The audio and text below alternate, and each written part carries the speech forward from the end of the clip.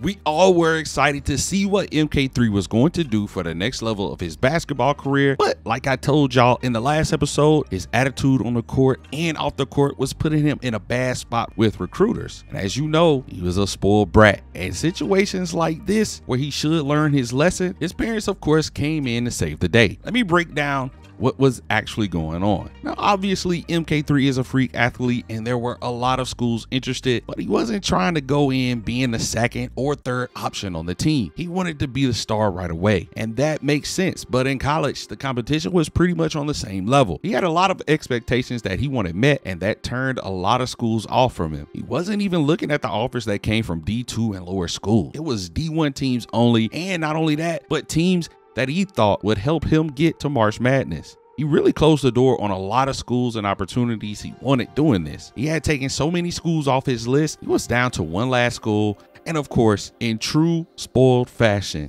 it was the school that his pops had a lot of pull at. Marcus, the program misses you so much. I would say we need a player like you right about now, but it looks as if you delivered before I could even ask. Coach, my baby is grown up now, and he's looking to make the same impact I did. Hey, that's all I need to hear. I will say we do have some exceptional talent in our seniors this year.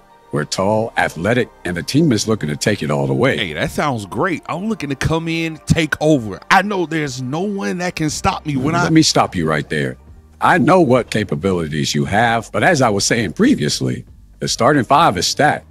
What I would need you to do is provide that same energy off the bench. 6-man is all you at the moment. You're going to come in and dominate just like your daddy did back in his day. I'm just hoping the team doesn't shave that beautiful head of hair like they did to your pops. Nah, when they cut my hair, bro, I was heated. Yeah, I know that was crazy. I really wanted to swing on somebody, Coach. I feel like you condone that. I do not condone it. I do You ain't not condone it. That's no crazy. Diddy, baby. As you can see, MK3 was not feeling any of that, and unfortunately, that would be his role. Let's be honest, he had no other choice at the moment. But in the southern region of the world, MK3's cousin was signing on to play at Arkansas. Not only that, he was going to be rotating in and out as a starter for his team. To make matters worse, James Iverson signed with Kansas and was going to be starting right away.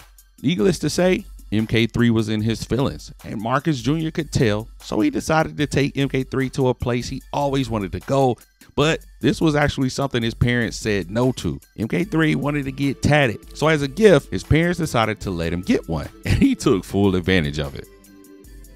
But it's the top of the season, and as promised, MK3 was starting the season coming off the bench. But he sat close to the coach to make sure he wasn't forgotten about. Now, there was some stipulations that the coach had put on him prior to the season starting. There would be no showboating. Don't score if there is a clear lead and time is running out. And of course, he wanted MK3 to find the open man as much as possible. But of course, he didn't care about none of that, as he comes downhill, catching his first body of the season, literally flexing on Rutgers on his way back up the court. Coach couldn't do anything but shake his head and give him another chance. Great rebound. MK3 is calling for the rock, and you can see in his eyes he had no plans on passing that ball.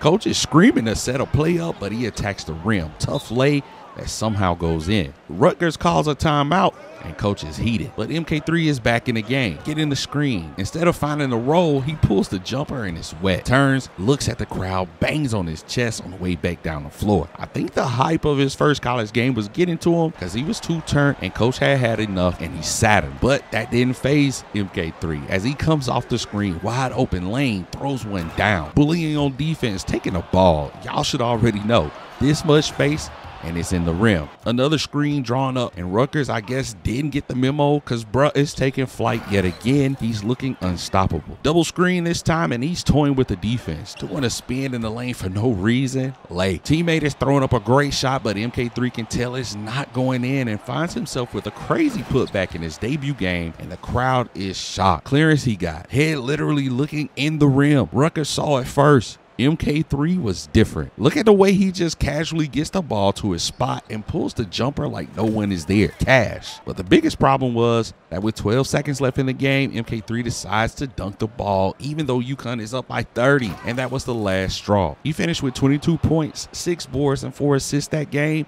but that speech that coach had for him was not what he was expecting. What did I tell you? What you mean? Oh, so this is funny to you. This is a game to you. Hey, coach, I'm just chilling. We won my first game and I dropped 22. I'm looking too good out there. You think you can make the rules here? You think you can come in and do what you want without consequences? This is my house, Trey. I make the rules here. You do what I say or you don't play. I'm not your mama and daddy. They let you get away with shit, and I'm not doing it. You're benched until you can show me you're going to follow the rules. And then when I feel like you're ready, you can play again. And even then, you're on minute restrictions until you can show me that you understand what I'm saying to you. Got it? Big reality check for MK3, who would sit for the next few games where UConn would win some and lose some. Coach was trying to prove a point, and that was they were going to win with or without him. And I hate to say it, but MK3 didn't learn his lesson still. Now, Coach brought MK3 back against Duke, who was looking to regain their prestige, recruiting Cooper Flagg, and MK3 wanting to go pro, was looking to make a statement this game. Only problem is he was coming off the bench and he had less minutes than usual, which meant he knew in the back of his mind he had to take advantage of every opportunity. Coming into the game, Cooper is being smothered by the defense and MK3 leaking out, takes it to the rim, showing Cooper how to really get a bucket on tough defense. Tie game, MK3 making his move, crazy step back, got them lost into the jumper, get it out the net. Very next play down, eyes locked on the basket, ignoring the defense. Another tough layup, should have been an and one, and you know he had to say something. Shushing this dude crowd, looking back at the coach to see if he noticed, and you know he did. MK3 was on thin ice. He was pulled out of the game shortly after that, but once back in, he was taking advantage of the opportunity, ripping the ball, getting back to the basket, not getting the and one call. He holds his head, and coach was not liking it. But Cooper wasn't just sitting back watching the MK3 show as he pulls a three off the screen, easy shot. Vibing off of Cooper's energy, Trey doing his patented step back off the wing, big shot falls as UConn is trailing, and he just couldn't help but show his excitement for the shot. Cooper going right back at MK3,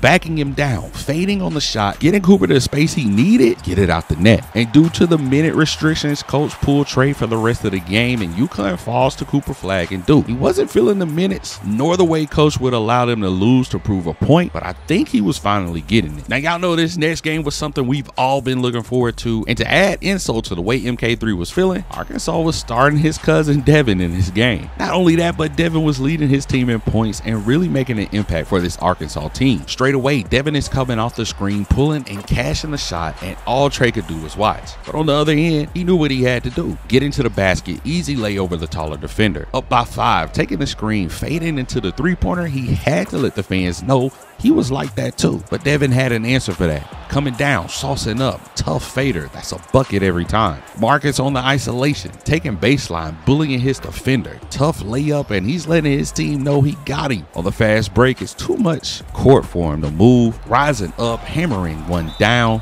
and UConn is starting to pull away. Arkansas needed a timeout, but that wouldn't stop him as he gets past his man, carries the next guy, tough lay, and here we go again. The trash talk after the tough shot. He couldn't hold back. Devin's still in his bag, coming off the screen, even with a hand in his face, pulls one, and it's money. Confusion on the pick and roll. Devin is on fire, and he pulled a heat check. He actually misses the shot. On the fast break, Trey doesn't take the lane. Coach is pissed. He's showing Devin how to shoot that bitch, and it's wet. Coach lets him live, and I'm glad he did, because off the screen, MK3 rises up and puts Arkansas center on a nasty poster. After sitting for a bit, UConn is down, but Trey is cooking. Get into the basket. Easy one. Fast break, and the way he moves is like poetry. Nasty dunk, but that poetry runs in the family. Devin doing his thing, cash on release.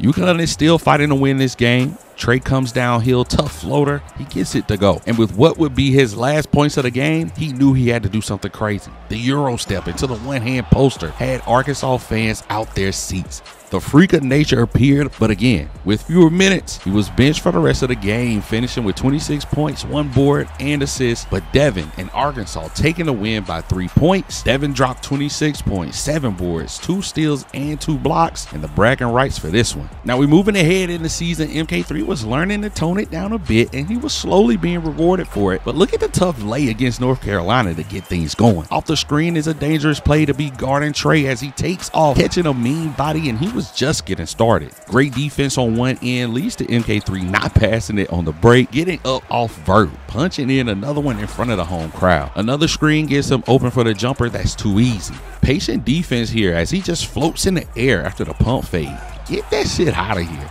Actually seeing him pass the ball on the break just to get it back though. Crazy, only up 2 points. Just doing what he wants to on the court, taking his defender to the rim, and he was too hot at this point, and he had to let the home team and the defense know that he had no plans on slowing down. Really showing off his defense and his knowledge for the game, picking the ball off, and he's just too fast. They can't keep up with him. Big dunk on the other end. The display of his change of direction as he turns, chases down the defender. It's an easy dunk on the other end where you can jump this high. Flexing that vert again, and that was the icing on the cake as North Carolina calls a timeout. MK3 is telling the crowd to get on their feet. Coach has seen enough though, and he knew it was only going to get worse if he kept him out there. Only finishing with 16 points, 5 boards this game, but it was a big win for UConn. Now, Marcus had managed to keep his composure for the rest of the season, and due to some injuries on the team, he had found his way into the starting lineup. And what better time for this to happen than in March Madness? And we're going to fast forward to the games we want to see, and it's the Final Four against none other than his own cousin Devin and the Arkansas Razorbacks. Both teams had fought their way to this point, and the world was in for a treat because, as you all know, MK3 and the guys took an L to them earlier in the season, and Marcus was on a kill streak this postseason. And this game was going to be no different. Already getting this started, somehow Trey is open in the corner, and you might as well get it out the net. Look at the chase down. And then it's downhill from there, not worried about the defender, put him in the rim. Devin was getting beat up this game as he misses the contested shot, but his cousin, too big and too strong on the other end, makes light work of the defense. But you know, Devin would bounce right back, tying this game up with a tough shot. Cash. All the energy is with UConn right now. Pump fake, got him out of his shoes, easy dunk. Devin coming right back, too smooth. Oh my goodness. Freaky lay at the rim, and the cousins are going at each other. Devin somehow switched on the MK3. It's a crazy mismatch. You see the results. Speaking of mismatch, why is MK3 giving Devin that much space? I'm not sure, but you can get it at the net. Feeling the intensity, MK3 back on it, double screen, frees him up for the easy attack, and I don't know what came over him, but the excitement came out of him, and he was ready to keep cooking. Easy block on the defensive end, getting the ball right back. He can't see anyone else on the floor as he gets the tough and one. He knows he's on fire. Devin having his way with the rock. One of the best dribblers in college basketball. Tough lay, and UConn wants to talk about it. Timeout. They can't cool him off though, as Devin comes right back off the screen. Cash. Another great defensive play from Trey. Getting through that lane, dunk it. Who's guarding Devin though? No one. Bet. The disrespect, get it out the net. Somebody needs to switch on to Devin because the look in his eyes, he knows what it is. Just dancing. Tough jumper. You see that double screen, and I told y'all it's always trouble for whoever is under that rim. Big body from MK3, down by 8.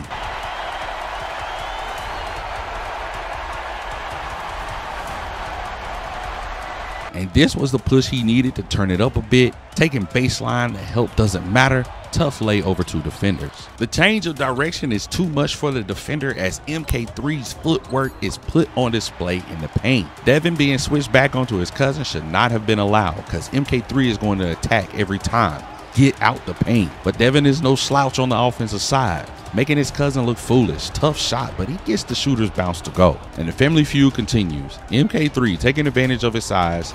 Easy dunk. Trying to keep track of Devin is costing UConn big as Devin gets an easy one to go out the corner. And although MK3 is tired, he's still making crazy plays as time runs down in this game. Spin to the reverse dunk. 1 point game, and Devin is still lighting it up from the corner. Even with the hand in his face, he takes a bow, and MK3 is triggered. Head down, get into the basket. MK3 tapping into a different animal right now. Waiting for the screen, he takes his time, get into the basket, tying this game up with seconds left. With the game tied, Devin takes a terrible shot with MK3 in his face, and Trey takes the opportunity to just outrun the defenders and grab the 2-point lead. Arkansas calls the timeout. MK3 had to taunt his cousin with this one as he smiles. It's a 4-point lead, 21 seconds left. Devin hasn't given up, comes down and shoots a crazy shot over his cousin. But it wasn't enough, and Trey is moving on to the championship game, finishing this one with 36 points, 7 boards, and 5 assists. handing a big L to his cousin. But this championship game was against someone we haven't talked about since the beginning of this episode, and that's James Iverson in Kansas. Now, Kansas was being led fearlessly by James, but they weren't the best team in the nation. Yes, they had beat some great teams, but they were all buzzer beaters and pretty much just James attacking as much as possible.